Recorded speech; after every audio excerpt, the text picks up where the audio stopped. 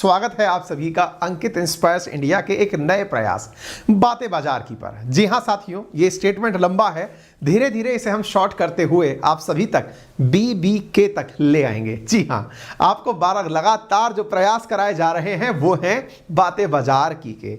आपके भीतर एक ऐसा प्रयास विकसित करने की कोशिश की जा रही है जिसके चलते आपकी अर्निंग्स कैसे बढ़ें, आपकी अर्निंग्स कैसे शुरू हो, आप जो कमा रहे हैं उससे बचत के कैसे रास्ते विकसित करें, इन सब पर आप ठहर कर चर्चा कर सकते हैं।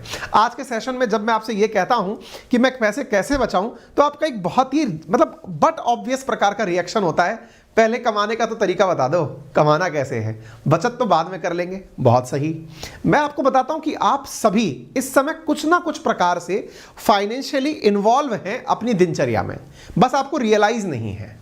मैं आपको बताऊं, जितने भी साथी मुझे इस समय सुन और देख रहे हैं, किसी भी वर्ग के, किसी भी एज ग्रुप के, कैसे भी हैं, उन सबका कहीं ना कहीं तो फाइनेंशियल ट्रांजैक्शन हो रहा है ना। फाइनेंशियल ट्रांजैक्शन के नाम पर संभव है कि उनके पेरेंट्स उन्हें फिलहाल जब वो पढ़ रहे हैं तो उनके लिए कुछ खर्चा भेज रहे हो सकता है किसी को 5,000 रुपए महीने, किसी को 10,000 रुपए महीने, किसी को 2,500 रुपए महीने के नाम से ही सही, लेकिन उन्हें जेब खर्ची मिल रही हो। क्योंकि जब तक आप खुद के पैरों पर नहीं खड़े हैं, परिवार की जिम्मेदारी बनकर खड़े हैं, और परिवार की जिम्मेदारी में आपके लिए एक नियत धन उन्होंने निर्धारित कर रखा है। उसके बावजूद भी हमें यह लगता है कि जिस दिन मैं खुद से कमाऊंगा उसी दिन बचाऊंगा। भाई ये कैसी सोच है यार, मतलब ये तो बिल्कुल वैसी बात हो गई कि भाई मैं जिस दिन स्विमिंग पूल में उस दिन उतरूंगा जिस दिन मैं तैरना सीख जाऊंगा। मुसीबत यह है कि तैरना व्यक्ति पानी में गिरकर ही सीखता है या पानी में घुसकर ही सीखता है। अब हमारी ये जो सोच है ना कि मैं स्विमिंग सीख करके ही तालाब में उतरूंगा, ये तब तक संभव नहीं है जब तक हम पानी का स्नान कर कर डूबकर ना करें। अब आप अपने आप को कहां रखते हैं, विचार करिए कि मैं सेविंग तभी करूंगा जिस दिन मैं खुद कमाना शुरू करूंगा। और मैं आपको क्या रियलाइज करा रहा हूं, क्योंकि मुझे मेरी ऑडियंस के बारे में पता है, ये वो ऑडियंस है जिसके पास में कहीं ना कहीं से फाइनेंशियल ट्रांजैक्शंस हो रहे हैं। फाइनेंशियल ट्रांजैक्शंस के नाम पर घर वालों की जो मंथली आ रही है वो हो सकती है। कुछ बच्चे आप में से ऐसा हो सकते हैं जो बहुत ही नॉमिनल कोशिशें करके अपने लिए कुछ अर्न कर रहे हो सकता है आप में से कुछ बच्चे ऐसे हो जो पार्ट टाइम ट्यूशन पढ़ाने जाते हो सकता है कोई कहीं कंटेंट का काम कर रहे हो सकता है घर वालों के किसी बिजनेस में हाथ बटा रहे हो सकता है कि वो अखबार डालने जाते हो सकता है दुकान पर किसी वेंडर का काम करते हो, कुछ भी संभव है। यानी कि मैं फिर आपको यह रियलाइज करा दूं, सबसे पहले आपको अपने ऊपर यह विश्वास हो कि हां मेरे तक पैसा आता तो है।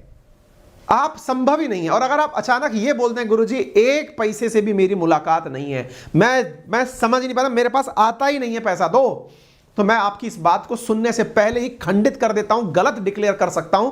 क्योंकि अभी आप जिस भी मोबाइल पर मुझे सुन रहे हैं वो किसी भी कंडीशन में 5,000 रुपए से कम का नहीं है, और आप जितना भी रिचार्ज डाला रहे हैं वो 200 रुपए माह से कम का नहीं है। यह प्रमाण है इस बात का, क्योंकि मैं आपको जो ज्ञान दे रहा हूं वो आपको ऑनलाइन मिल रहा है, डेटा खर्च करके मिल रहा है, यानी इसकी भी आपने एक पेमेंट की है। मैं आपको यही रियलाइज करा रहा हूं, और अगर आपको यह रियलाइजेशन है तो निश्चित ही आपको अपनी हैबिट में ये जो सेविंग शब्द है ना, इसको डालना पड़ेगा। सेविंग जितनी है उसको कैसे आगे बढ़ाना है, उस सेविंग को इन्वेस्ट कहां करना है, यह काम तो बातें बाजार की करेगी आने वाले टाइम पर। आपको जो आपकी सेविंग्स हैं, चाहे फिर वो 100 रुपए की हैं, चाहे वो 200, 500, 1000, 2000, 10,000, 15, 20 लाख जितनी भी है, उनको कैसे बड़ा बनाएं, वो तो इस चैनल का उद्देश्य है। लेकिन फिलहाल मैं आपके दिमाग में यह तो विकसित कर दूं कि आप भी सेविंग के लिए एलिजिबल हैं। और अगर आप एलिजिबल हैं तो बड़ा सवाल मैं अपने दिमाग में उन साथियों को रखकर सिद्ध कर रहा हूं जिन्होंने अभी कमाना शुरू नहीं किया, वो भी सेविंग शुरू कर सकते हैं। अब आप पूछेंगे सर क्या बात कर रहे हो, कैसे संभव है? ये बिल्कुल संभव है, लेकिन इससे पहले जब मैं इतनी राज की बात आपको बताने जा रहा हूं, आपसे इतनी तो अपेक्षा कर ही सकता हूं कि आप सेशन को शेयर करेंगे। चैनल आपका अपना है तो इसे लोगों से सब्सक्राइब भी करवाएंगे, आप भी सब्सक्राइब करेंगे, और वीडियो निश्चित ही जब आपने इतनी देर सुन लिया है तो लाइक कर देंगे, क्योंकि मुझे विश्वास है कि आप अपनी तरफ से एक सेविंग हमारे लिए भी करेंगे और वो है आपके सब्सक्राइब करने और लाइक करने की। चलिए तो शुरू करते हैं, आपको बताते हैं क्या क्या कर सकते हैं आप, पैसे की बचत कैसे शुरू कर सकते हैं आप में से कुछ कहेंगे अजी जाइए सर थोड़ी देर में आप पिगी बैंक के बारे में ना बता दें कहीं, क्योंकि तस्वीर तो आपने गुल्लक की लगा रखी है, कहीं ये ना कह दें कि बच्चे अपने घर में जो भी बचे दूध से, जब दूध लेने जाओ 20 रुपए का तो उसका 18 की थैली आती है, 2 रुपए बचा के लाना, उसको जाकर के पिगी बैंक में डाल देना और उससे माचिस का डब्बा अगली बार खरीद लेना है, या फिर वो 2-2 बनकर जब 20 हो जाए तब दूध की एक थैली और पी लेना। नहीं भाई, मैं ऐसा कुछ नहीं बताने वाला हूं। मैं आपको बताने जा रहा हूं कि आप जो खर्च कर रहे हैं ना, उस खर्च से भी आप बचत पैदा कर सकते हैं। साथियों, केवल अगर मैं आपको यह रियलाइज करा दूं कि आपने जितने भी पेमेंट्स थे अगर वो समय पर कर दिए, पेमेंट समय पर कर दिए, हो सकता है आपकी स्कूल की, आपकी कोचिंग की, आपकी नौकरी की, आप जिस घर में रह रहे हैं उसकी, आपकी दुकान के, इन सब के किराए का भी अगर पेमेंट आप टाइम से करने लग गए, बिजली के बिल का अगर आप पेमेंट टाइम से करने लग गए तो भी आप बचत करने लग जाएंगे। आप सोचिए कि आप पेमेंट करके भी सेविंग करते हैं। आप पूछेंगे ऐसे कैसे संभव है? मैं बताता हूं। सामान्यतया जब आप बिजली का बिल चुकाने जाते हैं, या तो आप डेट पर होते हैं, ऑन डेट पर होते हैं, या आप भूल चुके होते हैं। जाने अनजाने में ही सही आपके पास में पेमेंट के साथ में कुछ ना कुछ पेनल्टी जुड़कर आ जाती है। एक हमारा केयरलेसनेस है, यानी एक हमारी ऐसी लापरवाही जिसके चलते हमको यह पता ही नहीं था कि हम टेक्नोलॉजी का उपयोग कैसे कर सकते हैं। क्या हम टेक्नोलॉजी का उपयोग करके अपने कैलेंडर के अंदर तारीखें डाल सकते हैं कि भाई इस दिन मुझे ऐसा करना है? क्या हम कैलेंडर के नोट शीट का उपयोग करना जानते हैं कि हमारे इस दिन से पहले ही हमें मैसेज आ जाएगा? या हम अभी तक यूपीआई का यूज कर रहे हैं, फोन पे, पेटीएम या गूगल पे का उपयोग कर रहे हैं, उनमें ऑटोमेटेड पे का ऑप्शन आता है, क्या हम ये कर सकते हैं? ये सब वो चीजें हैं जिन्हें जो आपको टेक्नोलॉजी के माध्यम से सेविंग बढ़ाना सिखाती हैं। यानी आपके पेमेंट्स भी यदि आप कमाते नहीं हैं, घर वालों की मदद से ही पैसे खर्च करते हैं, तो भी आप अपने पेमेंट्स को टाइम पर करके पेनल्टी नामक चीज से बचते हैं, वो भी एक सेविंग है। तो सेविंग के कई रूप हैं, हम आपको एक एक करके सब पर लेकर चलते हैं। सेशन छोटा और प्यारा रहे, इसके लिए आपसे गुजारिश है कि जल्दी से सेशन को साझा कर दें और इस बात को हम बहुत अच्छे से समझने का प्रयास करते हैं। आपको पता है, यदि आप थोड़ा भी अपना इतिहास याद रखते हैं, जो पीछे बीता, अगर कोरोना आपको कुछ भी यादें देकर गया है तो मैं आपको कुछ यादें दिलाना इसलिए चाहता हूं ताकि आप कनेक्ट कर पाएं चीजों को। अचानक कोरोना का जैसे ही अनाउंसमेंट हुआ, सब लोग एकदम हैंड टू माउथ स्थिति में आ गए। यानी जो व्यक्ति रोजाना कमाने जाता था 10,000, 20,000, 100,000, जो जितना भी कमा रहा था, वो कमाने के नाम पर उन पैसों को खर्च भी कर देता था। मकान की ईएमआई में, गाड़ी की ईएमआई में, महंगे फोन के अंदर, घर के अंदर कोई सामान ले लिया उसके अंदर। जब कोरोना आया, अचानक नौकरी गई, तब रियलाइज हुआ कि क्या करें। मैं ऐसे मेरे कई साथियों को जानता हूं जो ऑफलाइन इंस्टीट्यूशंस चलाया करते थे और उन्होंने अपने खर्चे अपने इंस्टीट्यूशंस के फर्नीचर बेचकर निकाले हैं। Can't you believe? और अगर आप नहीं जानते तो ऐसे लोगों से जाकर मिल लीजिएगा।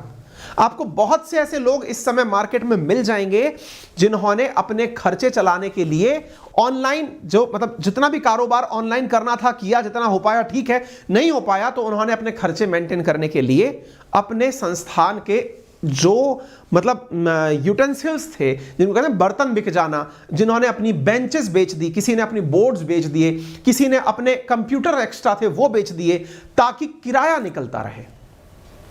आप विचार करिए ये फाइनेंशियल प्लानिंग की कितनी बड़ी लूपहोल है। और मैं अकेला नहीं हूं इस तरह के गवाह बनने वाला। आप में ना जाने कितने लोग ऐसे होंगे जिन्होंने ऐसी चीजों को जीवंत देखा है। और साहब, परिस्थितियां बिगड़ती हैं ना तो कहकर नहीं बिगड़ती हैं। यानी आज हम स्वस्थ हैं, आज हम आपके सामने हैं, लेकिन कल का क्या हो जाए किसी को पता थोड़ी है। और जब कल क्या हो जाए जब नहीं पता है तो हम क्या करें, इसकी तैयारी आज ही होनी है। आज ही हमें अपने उन हिस्सों को पहले से ही सेटल रखना है। जैसे अगर आप थोड़ा भी अर्न कर रहे हैं, थोड़ा भी, मैं ये मानता हूं कि एक उम्र के बाद हर बच्चे को अर्न करने में उतर जाना चाहिए। वो बात दूसरी है कि वो कंपटीशन की तैयारियों में सामान्यतया अर्निंग को सेकेंडरी स्टेज पर मानता है कि जब सरकारी लगेगी तभी कमाऊंगा।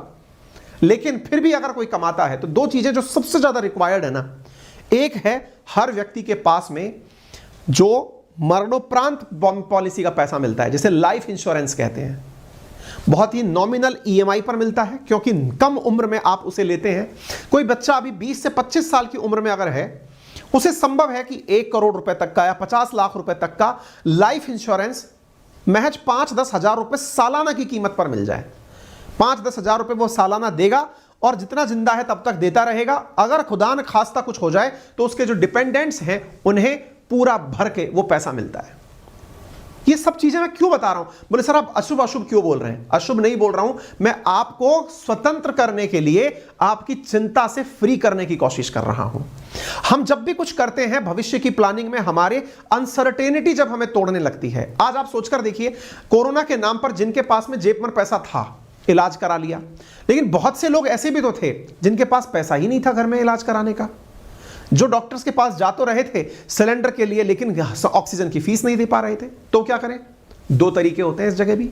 एक तरीका, नॉमिनल ईएमआई के साथ आप अपने लिए बहुत ही कम खर्च करके हेल्थ इंश्योरेंस परचेज कर सकते हैं। हालांकि बहुत सारी राज्य सरकारें, भारत सरकार भी आयुष्मान भारत के माध्यम से, राजस्थान सरकार चिरंजीवी योजना के माध्यम से लोगों को फ्री हेल्थ इंश्योरेंस दे रही है। लेकिन फिर भी यदि ये योजनाएं ना भी हो, आप किसी ऐसे राज्य में हो जहां ये योजनाएं लागू ना हो, तो भी आप नॉमिनल खर्च करके अपने बीमार होने पर आपको एक साथ पॉकेट पर भार ना पड़े। एक समय था साथियों, जिस समय मुझे याद है अच्छे से, उस समय देश की हालत यह थी कि देश के अंदर जो अधिकांश लोग कर्जदार थे, बड़ी मात्रा में जो नंबर था, ज्यादा वैल्यू के हिसाब से नहीं, नंबर के हिसाब से, कि लाखों लोग कर्जदार हैं, उनके कर्जदार बनने की जो शुरुआत थी वो उनकी बीमारी पर हुई थी।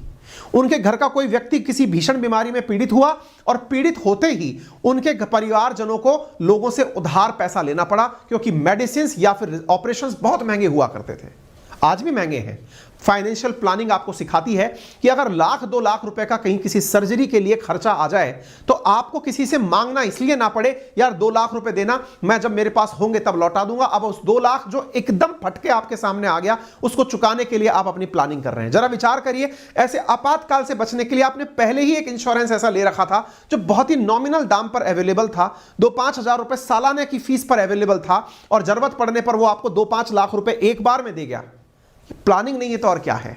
आप विचार करके देखिए कि आप अगर खुद नहीं कमाते हैं, आपके परिवार में तो कोई कमाता होगा, आप उन्हें सजेस्ट कर दें कि पापा अगर हम लोग लाइफ इंश्योरेंस ले लें तो एक बहुत मुसीबत से दूर हो जाएंगे, या फिर हम हेल्थ इंश्योरेंस ले लें। मैं किसी कंपनी का प्रचार नहीं कर रहा हूं कि आप इस कंपनी का हेल्थ इंश्योरेंस, आप सरकारी ले लीजिए जो लेना है, लेकिन आप सबसे बड़ी बात समझकर देखिए कि ये फाइनेंशियल प्लानिंग है, यही बचत है। कल को अचानक मान लीजिए ऐसी परिस्थिति बिगड़ जाए कि आपके घर वालों को किसी ट्रीटमेंट के लिए 5 लाख रुपए की जरूरत पड़ जाए, आप क्या करेंगे? अपने रिश्तेदार नातेदारों से उधार मांगेंगे। वहीं दूसरा विकल्प यह है कि आज समझदारी दिखा के आप अपने पापा के साथ बैठते हैं और उनसे कहते हैं कि पापा इतनी सारी कंपनियां हैं, कोई ना कोई इंश्योरेंस बेच रही है, एक बार बढ़िया सा रिव्यू देख लो, इनके रिव्यू के आधार पर इनका एक प्रोडक्ट परचेज कर लो। हो सकता है सालाना 5 हजार रुपया हमारा जाए, लेकिन उस दिन जब हमें जरूरत पड़ेगी किसी का मुंह नहीं ताकना पड़ेगा। ये समझदारी है जी, ये फाइनेंशियल प्लानिंग है, ये असल में बचत है।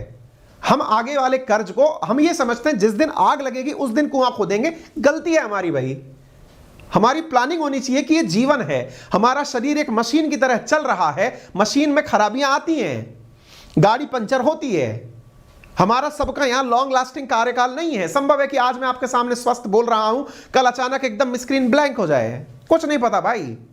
ये जीवन बड़ा अनप्रिडिक्टेबल है, लेकिन हमारी वजह से लोग पीड़ित ना हो जाएं तो कुछ चीजें हमको करनी चाहिए, उनकी तरफ आपका ध्यान आकर्षण है। क्लियर? अब ये तो हो गई, मैंने एकदम एक्सट्रीम लेवल पर आपको डराने की बातें कर दी। अब उस डर से थोड़ा बाहर निकलते हैं, क्योंकि हो सकता है सब में आप में से कुछ लोग कहें भाई साहब डर से बाहर निकालो, अभी पढ़ने लिखने तो नहीं तो हम पता चले आज इसी नेपथ्य में चले गए। तो ऐसी स्थिति में मैं आपको कुछ नियम सिखाने जा रहा हूं जिनको आप अपने लाइफ स्टाइल में डाल करके अपने जीवन में कुछ नया कर सकते हैं। कुछ मिला के कुल लगभग 11 नियम हैं जिन्हें आप जीवन में यूज कर सकें। जैसे आप जब भी कोई काम करें सबसे पहले आप बजट तय कर लें। बजट तय करने से अर्थ क्या है मैं आपको बताता हूं।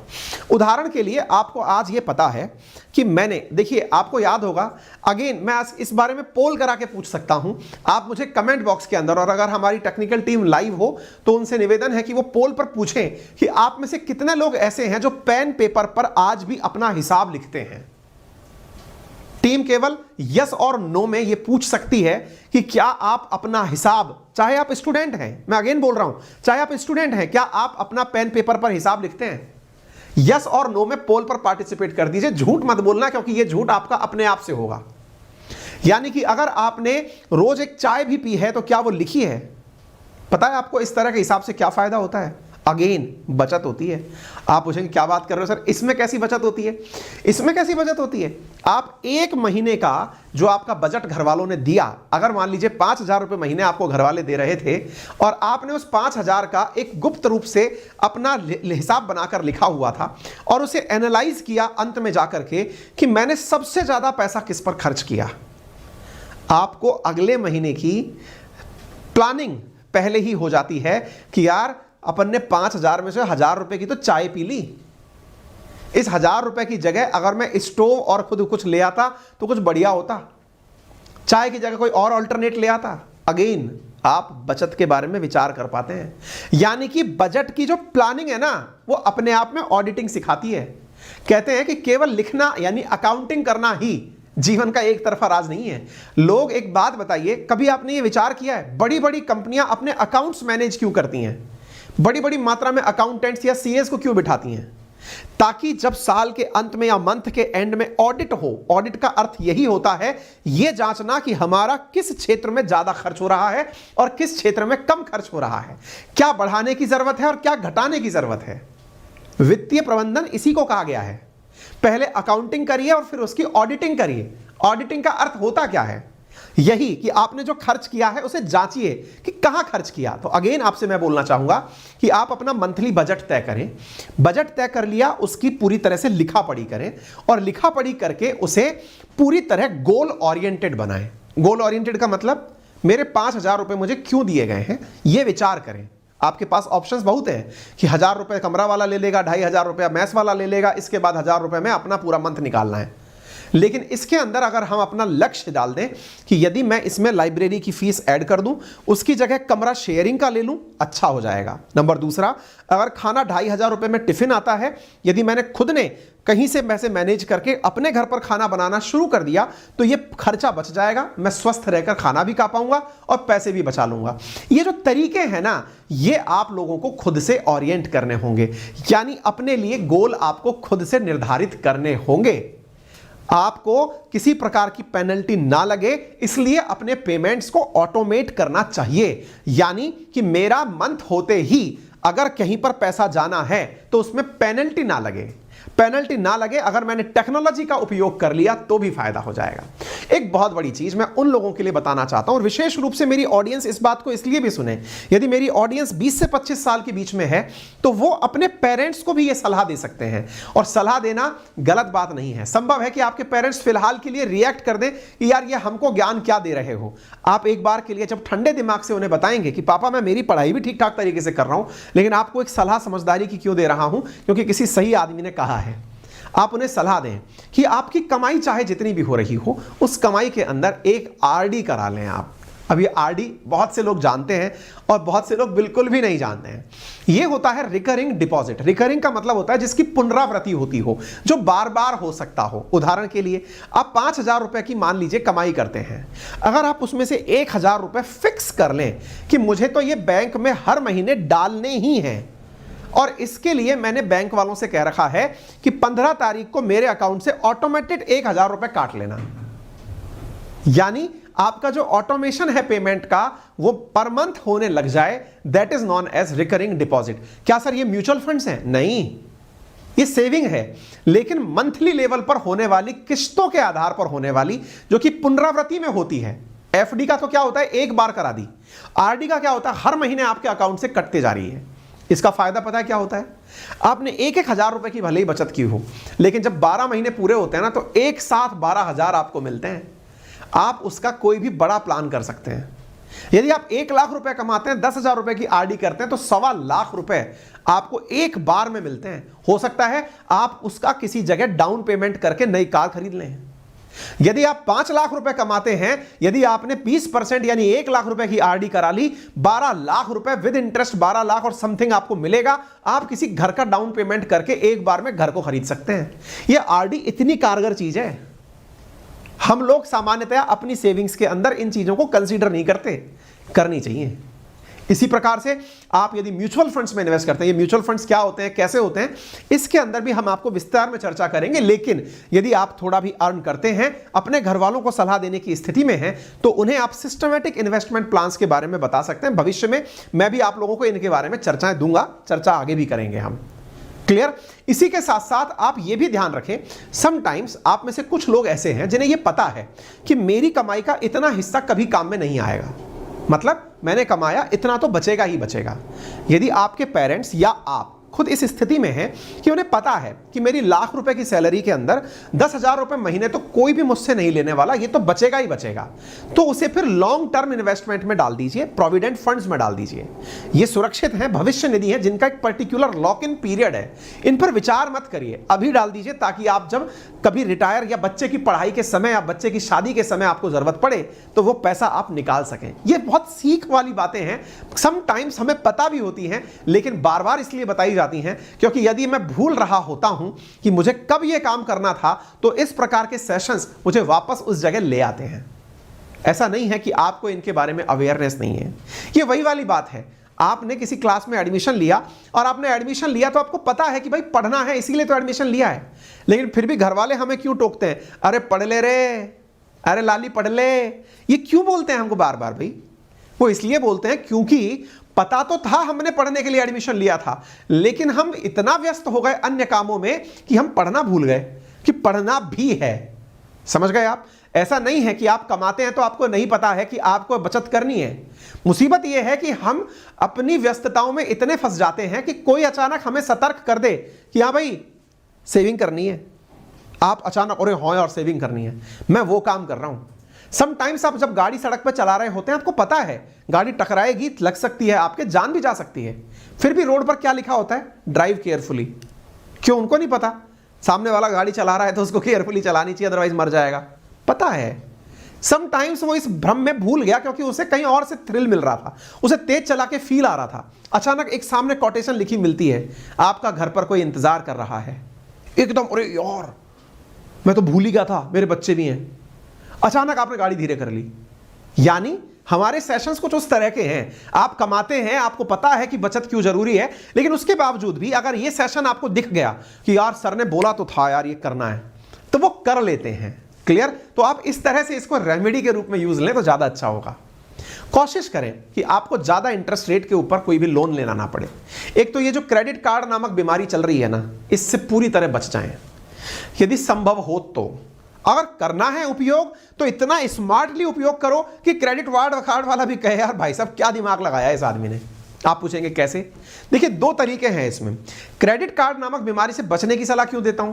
क्योंकि आप लोग उसका गलत उपयोग करने लगते हैं। कैसे?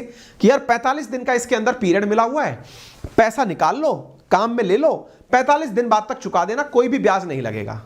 फिर आपके दिमाग में यह सवाल भी आना चाहिए, तो यार ये लोग पैसा कैसे कमाते हैं? क्रेडिट कार्ड देने वाले आपकी गलतियों से। उन्हें पता है बेटा कि तेरे को हम ऐसी आदत डाल देंगे कि तू 40 दिन में जो पैसा जमा कराता है, एक दिन तो ऐसा महीने में तू चढ़ेगा हमारे हत्थे कि तू 40 की जगह 45 दिन क्रॉस कर जाएगा। और जिस दिन तू क्रॉस कर गया ना बेटा, ऐसा सिबिल बिगाड़ेंगे तेरा, इतना ब्याज ठोकेंगे कि तू क्रेडिट कार्ड यूज करना भूल जाएगा। भाई साहब परसेंटेज मल्टीपल्स में चली जाती है ब्याज की, 36% तक पैसे की ब्याज निकाल लेते हैं ये। पता भी नहीं चलता कि यार ये गलती मुझसे कब हो गई। आपका पूरा की पूरा निकाल लिया हिसाब। समझदार व्यक्ति वही है जो क्रेडिट कार्ड में भी ऑटोमेशन का मोड रखे कि इस दिन अपने आप पैसा जमा होता रहे। वो समझदार व्यक्ति है। क्रेडिट कार्ड का उपयोग करते समय पहले तो अपनी कमाई देखें। क्रेडिट कभी भी ले, लेकिन क्रेडिट को अपनी हैसियत से ज्यादा ना लें, यानी कि जितना कमाते हैं उससे ज्यादा खर्च कभी ना करें। यह सबसे पुअर इन्वेस्टमेंट प्लानिंग है। अपने खर्चों पर लगाम लगाएं। कैसे संभव है साहब? ये संभव है साहब। आज आपके मोबाइल में कहीं ना कहीं से कोई ना कोई लॉगिन जरूर हो रखा है। साल भर में आपको 2 मूवी देखनी थी, आपने अमेजन प्राइम का 1000 रुपए का सब्सक्रिप्शन ले लिया, नेटफ्लिक्स का 2500 का सब्सक्रिप्शन ले लिया, ओटीटी प्लेटफॉर्म्स इतने सारे आ गए, कोई ना कोई सब्सक्रिप्शन आप लिए पड़े हैं। मुश्किल से साल भर में 20 मूवी या सीरियल देख पाए आप, लेकिन फिर भी आपने हजारों रुपए अटका के डाल दिए। और तो और आप उनको निकालना भूल गए। होता क्या है समटाइम्स कि मैंने मंथली सब्सक्रिप्शन लिया, लेकिन मंथली लगा करके वो लोग समझदार हैं। आप कभी भी अगर इस तरह के ओटीटी प्लेटफॉर्म्स को लेते हैं, वो आपसे आपकी पूरी कार्ड डिटेल्स वगैरह सब डलवाते हैं, और वो क्या करते हैं, आपको याद नहीं रहेगा लेकिन उन्होंने मैकेनिकल कर दिया, वो टेक्निकल कर दिया सारा काम। हर महीने ऑटोमेटिक आपका पैसा डिडक्ट हो जाएगा, आपको पता भी नहीं चल रहा है, आपका मंथली पैसा कटता जा रहा है और आप हर बार रिग्रेट कर रहे हैं, यार मैं निकालना भूल गया था। आप भी टेक्नोलॉजी का यूज करें, आप भी खुद के लिए ऐसे अलार्म सेट करें कि इस दिन मेरा अमेजन का सब्सक्रिप्शन खत्म हो रहा है, मुझे लॉग आउट कर देना है।